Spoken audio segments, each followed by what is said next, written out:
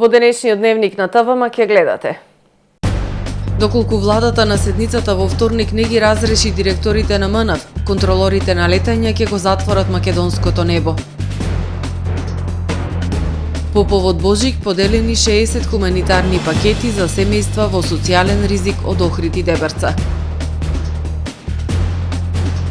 Охридското музичко училиште Методи Патчев расадник на музички таленти во земјава. Во угостителски објект во Охрид полицијата затекнала 13 девојки од Украина, Русија, Белорусија, Казахстан и Македонија кои престојувале спротивно на целта. Северна Кореја истрелала 200 артилериски гранати во близина на поморската граница со Јужна Кореја. Со содржините на дневникот започнуваме по временската прогноза. Останете со нас.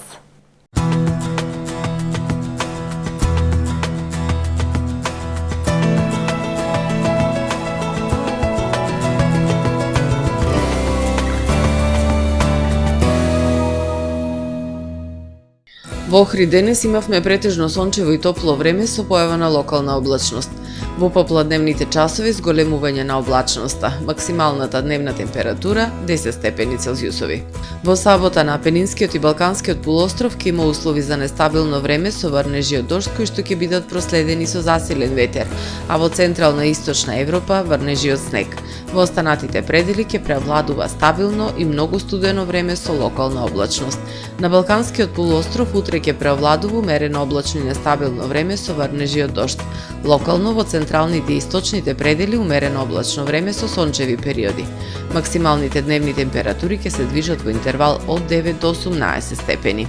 Во Македонија во сабота во утринските часови по котлините ќе има појава на слаба магла. Во текот на денот ќе превладува умерено облачно, нестабилно и ветровито време со сончеви периоди. Во вечерните часови во текот на ноќта сабота кон недела ќе превладува нестабилно време со врнежи од дожд. Ќе дува до умерен засилен југозападен и југоисточен ветер кој што ќе достигне брзина и до 40 км на час. Минималните температури ќе се движат во интервал од 0 до 7 степени, додека пак максималните дневни температури во Македонија утре ќе достигнат од 7 до 15 степени. Во Охрид во сабота ќе превладува умерено облачно и ветровито време со сончеви периоди. Ќе дува засилен југозападен ветер. Минималната температура од 4 степени, додека пак дневната ќе достигне до 10 степени. Во недела и понеделник во Охрид облачно време со врнежи од дожд. Ќе биде ветровито и студено со пад на температурите. Минималната температура од 6, односно 1 степен, додека пак дневната ќе достигне до 8, односно до 5 степени. Во понеделник во текот на денот врнежите од дожд ќе преминуваат во врнежи од снег. Во вторник студено утро со температура од -3 степени, а во текот на денот умерено облачно време со сончеви периоди и максимални 0 степени Целзиусови.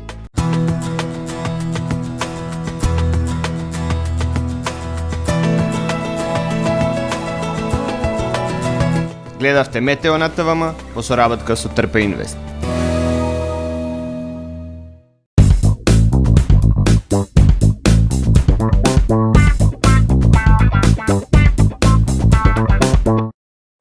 Тамаро е 25 години охридски водички лидер и препознатлив бренд.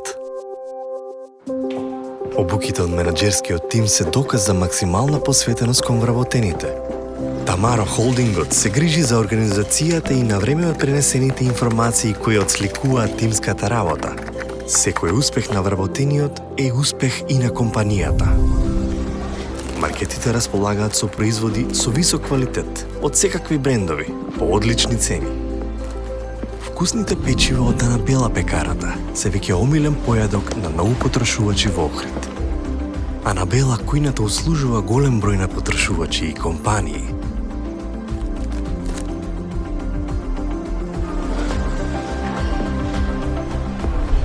Рибарата е секогаш снабдена со најразлични видови на риба и морски плодови. А месарниците располагаат со свежо месо и месни производи во секое време. Уживајте во својот охридски домаќин. Тамаро, повеќе од маркет.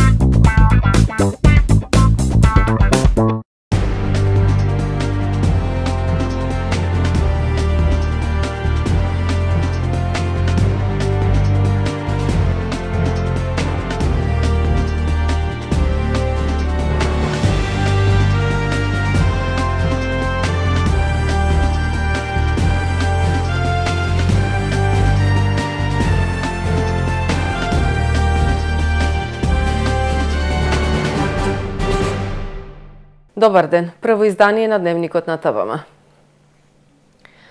Доколку владата на седницата во вторник не ги разреши директорите на МНФ, контролорите на летање ќе го затворат македонското небо.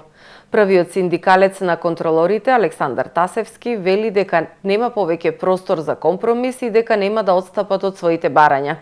По синокешниот упад во контролата на летење на Скопскиот аеродром, МВР го обезбедува објектот и вработените.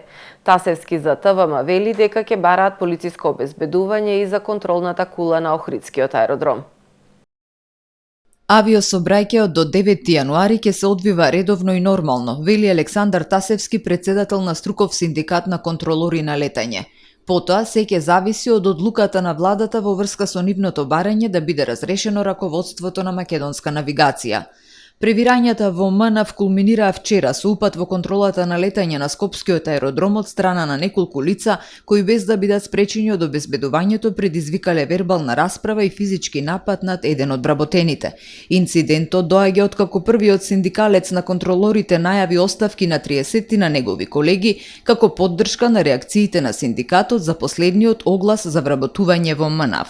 По заситени случувања од вчера ситуацијата не може да кажеме дека е нормализирана, затоа што сепак луѓето кои што се запознати, значи со нашето случаи, наши колеги се под стрес, нервози, страф дека постојат можности дека тоа се повтори.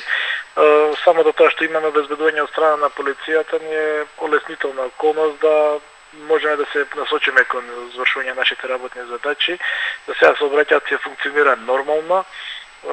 Меѓутоа, крајната временска рамка до која што е дадена од наша страна е 9 јануар, каде што директорите имаат можност или сами да смогнат или добро да се тргнат од тие фотели кои не ги заслужуваат, да се дадат оставки или да едноставно владата ги разреши. Доцна синоќа бил одржан вонреден состанок на членството на синдикатот на контролори на летање, на кој присуствувале и колеги од Охридската контрола на летање, и најостро бил осуден нападот врз нивен колега. Утро во вработените и објектот на контролата на летање на Скопскиот аеродром се под полициско обезбедување.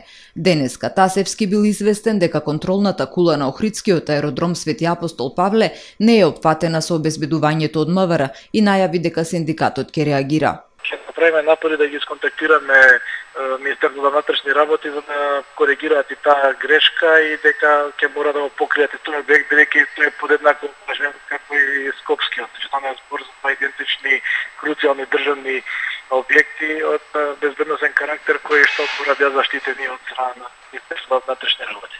Тасевски денеска беше на разговори во делегацијата на Европската Унија во Скопје, кои според него биле запознати со целата ситуација и ревносно ги следеле сите случувања. Од делегацијата на ЕУ изразиле разбирање за барањата на синдикатот на контролорите. Тасевски посочи дека биле известени и сите синдикати од Европа со кои соработуваат и дека во знак на поддршка се организира посета на нивни представници на земјава. Известена била и Светската организација на контролори на летање и меѓународни организации. Имаме безрезервна поддршка, вели Тасевски, но пред се имаме одговорност пред граѓаните и од тука нема простор за компромис кога станува збор за безбедност во авиацијата. Доколку не се исполнат нашите барања, нема друга опција освен затворање на воздушниот сообраќај поради безбедност и сигурност на патниците кои го користат нашиот воздушен простор и на сите вработени во системот на контрола на летање, децидене Тасевски.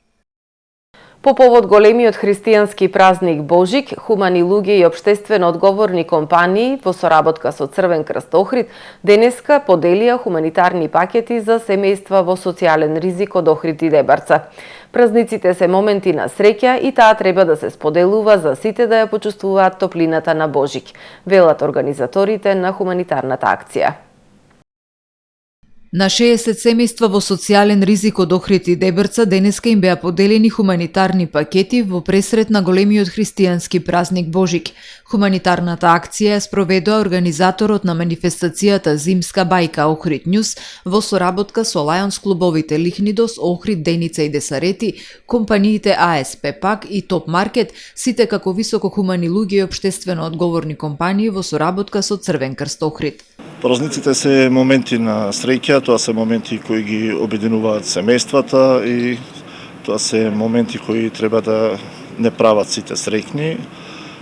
Токму Тоа беше идејата на организацијата околу Зимска бајка, заедно со соработниците на клубовите од град Охрид, општествено одговорните компании АСП Пак и Топ Маркет, да обезбедиме во рамки на можностите со дел од влезниците кои беа за хуманитарни цели од манифестацијата, но и со донации од споменатите компании, помош, односно хуманитарни пакети за социјално најзагрозените семејства од Охрид. Се разбира дека не можеме да опфатиме се, но веројатно ќе потикнеме и останати чинители да го направат истото, а се со цел сите да бидат среќни за божикните празници.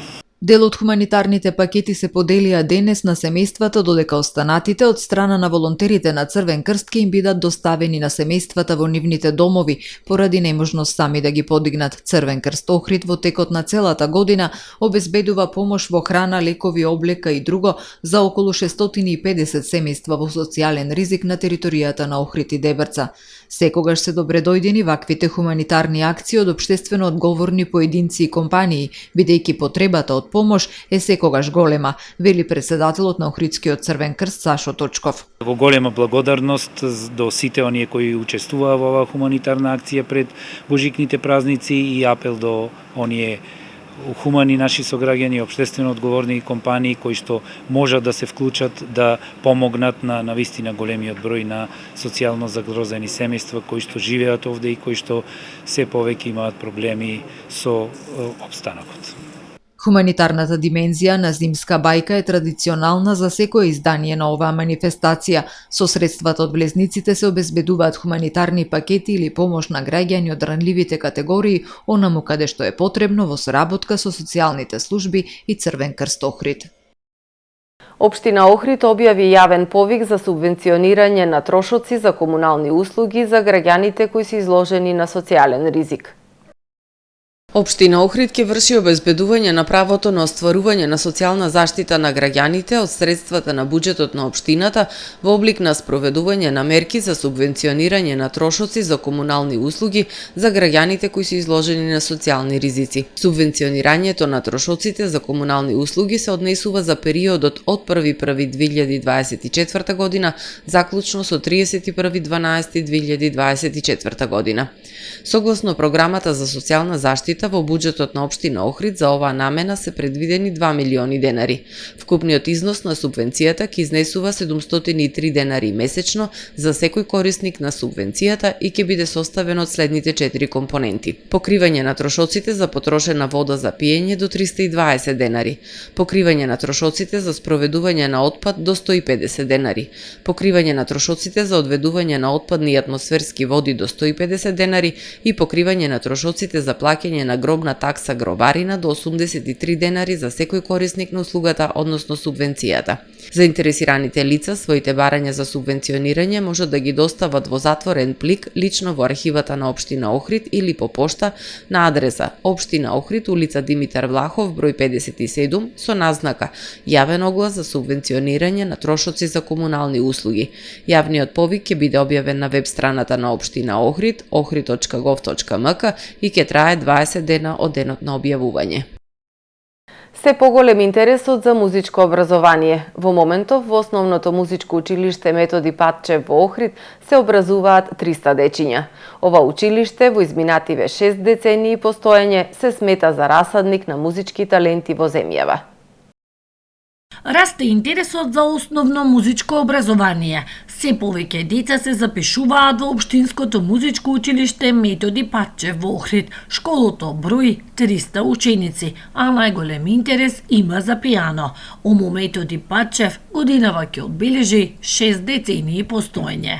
Интересот во Охридското музичко училиште е секогаш многу голем, имаме постојано кандидати, дури имаме и аудиција на кои што се избираат најдобрите, талентираните деца да го посетуваат музичкото училиште.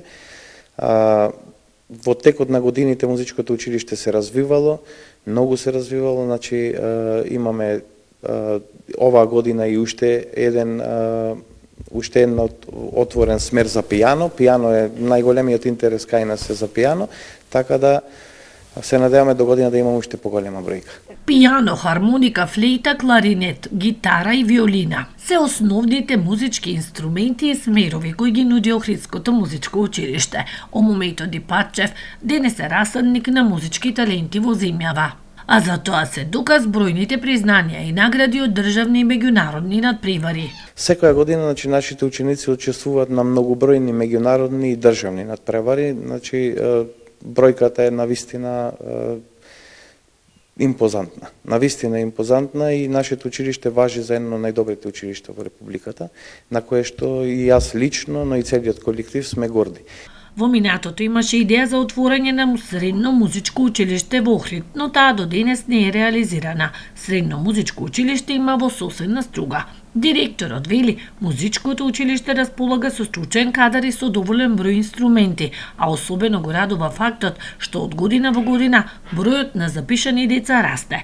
Джуклевски вели, заедно со својот тим ќе работи на подобрување на условите во училиштето. При контроли во угостителски објекти на подрачјето на СВР Тетово и СВР Охрид пронајдени се 99 женски лица кои престојувале спротивно на целта. Пронајдена е и дрога и пиштол, информираат од Министерството за внатрешни работи. На 4 и 5 јануари 2024 година Националната единица за сузбивање на криумчарење, мигранти и трговија со луѓе при секторот за криминалистички истраги во одделот за сузбивање на организиран и сериозен криминал во содејство со одделот за специјални полициски операции, а во координација со јавен обвинител од Основното јавно обвинителство за гонење организиран криминал и корупција по добиени наредби за претрес од Основен кривичен суд Скопје, извршени се претреси во 3 угостителски објекти, од кои 2 на подрачјето на СВР Тетово и 1 на подрачјето на СВР Охрид.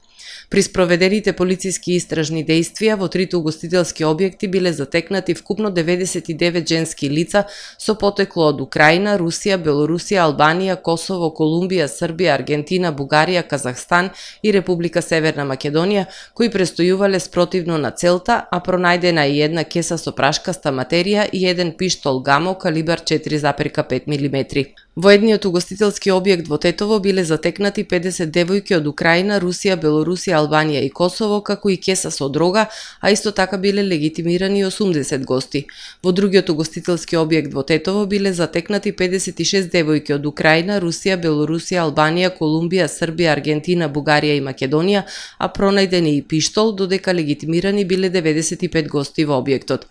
При претресот извршен во угостителскиот објект во Охрид, собственост на лицето Х.А. 34 годишен, биле затекнати 13 девојки од Украина, Русија, Белорусија, Казахстан и Македонија, а затекнати и легитимирани биле 47 гости во објектот.